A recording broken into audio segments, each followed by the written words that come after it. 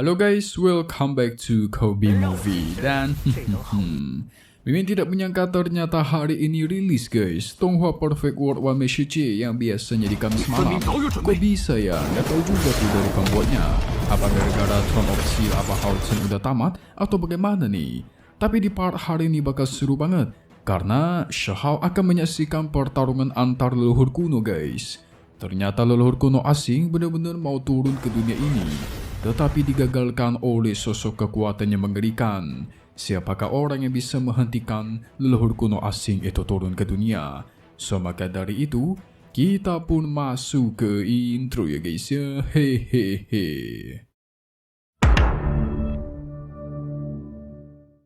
Kemarin sudah muncul sebuah tangan raksasa yang super besar. Itu merupakan tangan leluhur kuno yang bernama leluhur Yutuo. Dia pancarkan kekuatan kuno yang berusaha menekan si harta kotak kayu. Nggak disangka tempat ini masih bisa menahan kekuatan serangan dari si leluhur asing ini. Tapi perlahan tampaknya itu bisa dia dapatkan. Xiahou yakin harta kayu ini itu sangat penting guys bagi pihak asing. Lihat aja usahanya sampai sebesar ini. Kekuatan leluhur Yutuo itu terus beradu melawan pelindung di sana dan tuar. Sengit banget guys. Tidak lama dari itu muncullah ombak besar yang berisikan tangan raksasa juga.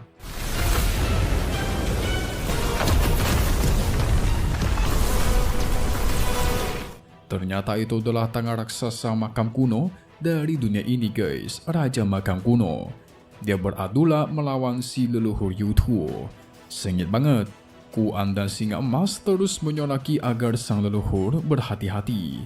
Kesetiaan mereka sangat luar biasa guys, membuat Xiahou semakin berjanji akan menghabisi mereka semua nanti. Tangan makam kuno melawan tangan leluhur asing. Keduanya beradu serangan dengan super sengit dan hasilnya ledakannya itu besarnya bukan main guys, sampai menciptakan bencana alam di sana yang sangat mengerikan. Tapi hasil dari adu kekuatan itu belum menentukan siapakah yang menang siapa yang kalah. Keduanya pun terus melancarkan serangan untuk mendapatkan harta kotak kayu. Perlahan tapi pasti, tangan sang leluhur Yutuo mulai dipukul mundur. Jikalau ini terus berlanjut, dipastikan harta kayu bakal gagal didapatkan pihak asing. Kedua tangan kuno ini bukan tubuh asli ya guys, melainkan tubuh yang dibentuk dengan kekuatan dewa mereka dan tuar. Muncullah sebuah tombak raksasa yang langsung menusuk tangan Raja Makam Kuno, yang ternyata itu adalah kemunculan tangan leluhur Anlang asing guys. Kita ingat asing itu punya dua leluhur kuat, leluhur Yutuo dan leluhur Anlang. Segeralah tangan raksasa itu melancarkan serangan telak ke tangan Raja Makam sebanyak 2 kali dan berhasil menghancurkannya. Pada akhirnya leluhur Yutuo berhasil mendapatkan harta kayu kuno.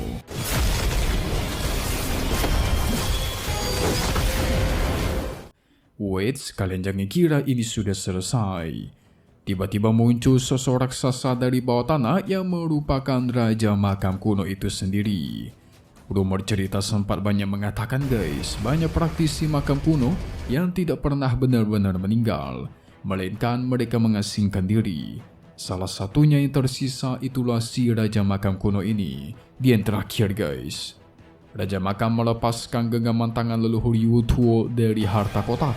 Lalu dia beradu serangan dengan leluhur Anlan. Tombak raksasa terus menyerbu ke tubuhnya.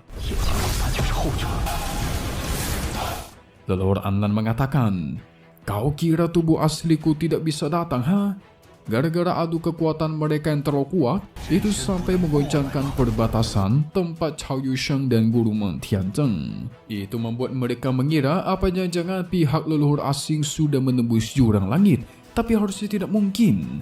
Apa yang mereka saksikan itu tiba-tiba mengejutkan guys, di mana kemunculan sang jurang langit yang menjadi penghalang leluhur asing buat menembus ke dunia ini. Raja Makam Kuno diberikan kekuatan oleh sang jurang langit, berusaha menghalau kemunculan leluhur Anlan. Jurang langit memberikan kekuatan guys kepada si Raja Makam Kuno. Itu memperkuat dia, seakan-akan kekuatan planet dialirkan ke tubuhnya. Sementara pihak asingnya masih tidak mau menyerah dan tuar. Jurang Langit melancarkan serangan petir surgawi yang langsung menghilangkan tubuh klon kedua belah pihak, yaitu leluhur Anlan ataupun Raja Makam Kuno. Ngeri-ngeri guys. Dua sosok leluhur tertinggi itu digagalkan dihilangkan.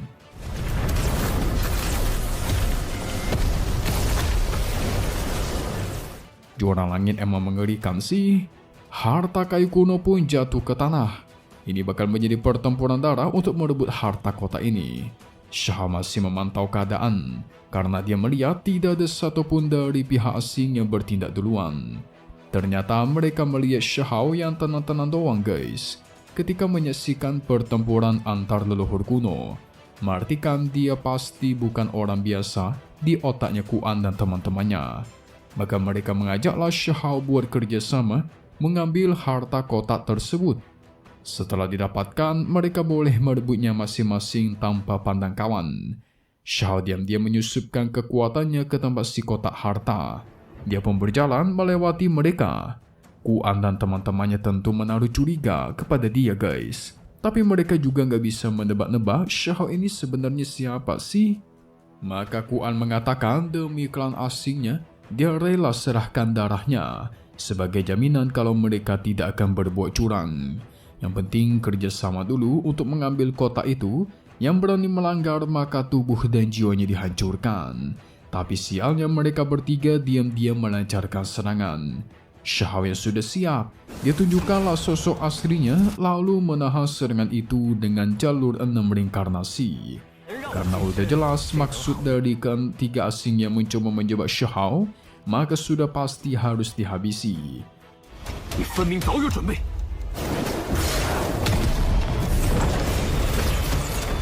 Dari situlah mereka sadar itu merupakan Huang yang dicari-cari klan asing mereka. Dendamnya sudah begitu mendalam guys, harus diselesaikan. Ternyata kekuatannya tadi Shao diam-diam kirimkan tadi itu berfungsi buat mengetes apakah ada jebakan pada kotak harta kayu ataukah tidak.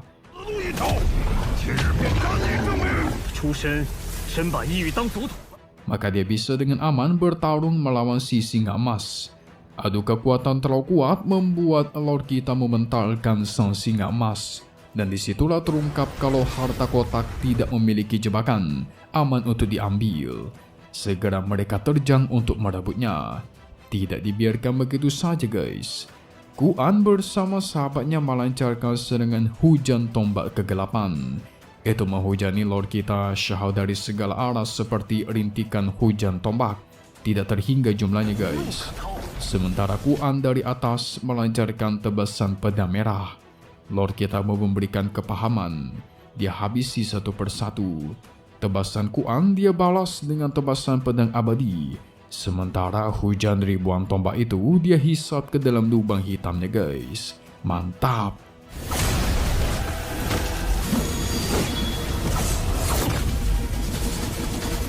Tapi sialnya kita ingat area di sana memiliki hukum yang bakal menghalau kekuatan ilahi mereka. Jadi itu langsung menghilangkan kekuatan ilahi mereka untuk beberapa waktu. Maka pilihan terbaik untuk mereka sekarang adalah merebut si kotak kayu kuno. Kotak itu tiba-tiba kabur sendiri guys. Yang ternyata itu tuh gara-gara dicuri sama si pohon surgawi dari bawah tanah. Kocak nih.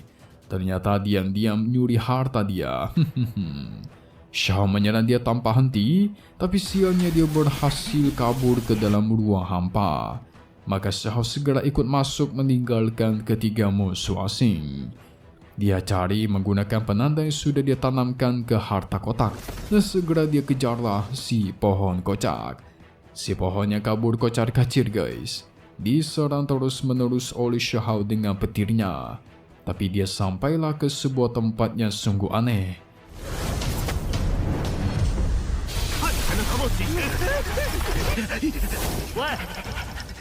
Muncul semacam serangan tangan merah yang berasal dari bawah tanah.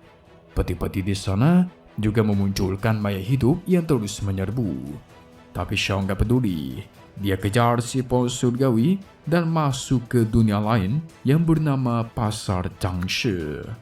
Ini merupakan pasar buat para mayat hidup yang lebih normal guys, karena mereka bisa beli dan jual barang bahkan bisa ngomong. Shahao terus mencari dan melihat si pohon surgawi ternyata lagi ketakutan gara-gara dihampiri oleh seorang wanita cantik yang bernama Shenming. Shenming ini orang penting di kota ini nih. Takutlah si pohon surgawi ya kan? Nanti bisa-bisa dia dimurnikan pula, dibakar ke dalam tungku, lalu tubuhnya dijadikan sebagai peti mati untuk si raja kota Changshe. Maka dia segera kabur ke arah Shahao dan berakhir tertangkap. Shahao pun mengajak dia kerjasama untuk mencari cara kabur dari tempat ini. Si pohonnya awalnya nggak percaya guys, karena orang-orang di tempat ini sungguh mengerikan, sulit untuk mereka keluar hidup-hidup. Shahao menyuruh dia buat menjadi seakan-akan binatang peliharaan dia. Lalu nanti berikan dia pemahaman soal bahasa makam kuno. Jadi biar dia bisa berkomunikasi dan mengelabui mereka guys. Shahao mau sok-sokan gitulah sebagai warlock alias warga lokal. Tetapi minimal dia harus memahami bahasa kuno dulu. Setelah dilihat, Shenming dan pria di sampingnya itu bisa berjalan di bawah matahari guys. Harusnya sih kalau seorang mayat itu nggak bisa. Ujung-ujungnya tubuhnya bakal hancur ketika kena sinar matahari. Pria berambut kuning mengucapkan bahasa makam kuno yang langsung diterjemahkan sama si pohon surgawi kalau dia itu lagi mengatakan dirinya penasaran kenapa bisa ada pohon surgawi yang berjalan-jalan di luar sendirian, tapi nggak menyangka memiliki tuannya yaitu Shahao. Pria rambut kuning memperkenalkan dirinya sebagai Ming Shanzang. Shahao juga membalas memperkenalkan dirinya sebagai Huang, dan tidak lupa dia minta maaf dengan baik. Binatang peliharaannya si pohon surgawi sudah kabur-kaburan dan menyebabkan kekacauan. Dan dia pun segera pamit. Shenming sempat mengira kalau Shahao ini berasal dari dunia luar, bukan dunia mereka. Karena kalau semisal itu benar, maka Shahao bisa dijadikan sebagai budak mayatnya. Tapi dia merasakan Shahao memancarkan aura yang cukup unik dari dalam tubuhnya. Seperti istimewa gitulah guys. Lord kita terus sengaja berpura-pura seakan-akan dia mau belanja di pasar itu. Tapi sebenarnya dia itu lagi diikuti dan diperhatikan sama si Shanzang dan Shenming guys. Waduh, pertanyaannya cuma dua. Apakah ini bakal jadi temannya Shahao atau malah sebaliknya malah jadi musuhnya Shahao guys? Lucu juga sih kalau semisal dia dapat peliharaan baru alias pohon surgawi. Soalnya pohon ini kocak juga, mirip si batu dewa. Cuman gak seberisik si batu dewa sih. Oke, mari kita masuk ke spoiler buat part 265 yang bakal rilis lagi secepatnya di minggu depan, oke? Atau jangan-jangan besok keluar lagi nih. Nah, jadi guys, nantinya kita semua bakal melihat Lord kita Shahao bersama pohon surgawi bakal dicurigai sama Shanzang dan juga Shenming, sehingga mereka harus segera kabur dari kota itu. Tetapi mereka sampai ke sebuah tempat yang aneh. Banyak hal misterius yang mereka temukan di dunia tersebut. Nah, entah itu tungkulah, entah itu kekuatan asing. Tapi yang paling mengejutkan adalah muncul sebuah serangan yang mengarah kepada tubuh Cao Yusheng, sahabatnya Shahao. Itu sih ditahan sama Guru Meng. Siapa pelakunya coba? Apa jangan-jangan gara-gara kemarin si Yusheng yang masa depan itu komunikasi sama Shahao di masa ini, mengganggu jalur waktu gitulah guys. Bisa jadi kan? Maka biar kita tahu, tunggu di minggu depan lagi untuk part 265 One Message Perfect World. Dunia sempurna dan satu hal yang pasti cuma di sini. Kobe Movie. Thank you buat kalian sudah nonton dan selalu support channel Mimin. Semoga kalian semua sehat selalu ya. Memang pamit undur diri dulu. Kita bakal ketemu lagi di video-video selanjutnya. Oke kalau gitu. See you guys.